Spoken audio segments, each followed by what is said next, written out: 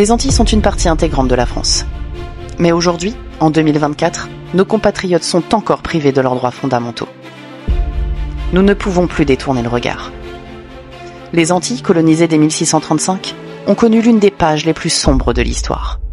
Esclavage, torture, viol et exploitation. Pendant des siècles, les Antillais ont été traités comme des sous-humains.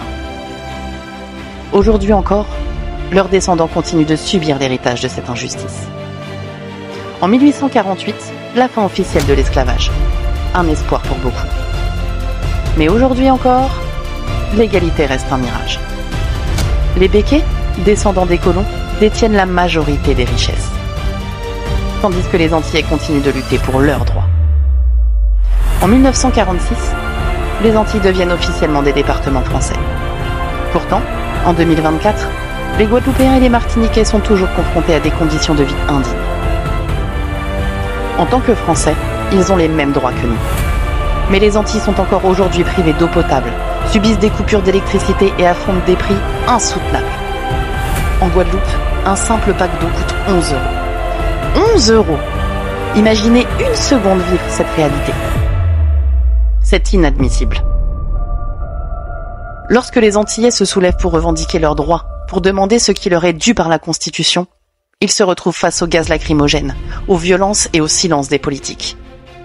Ces révoltes ne sont pas des crimes, mais des appels à la justice.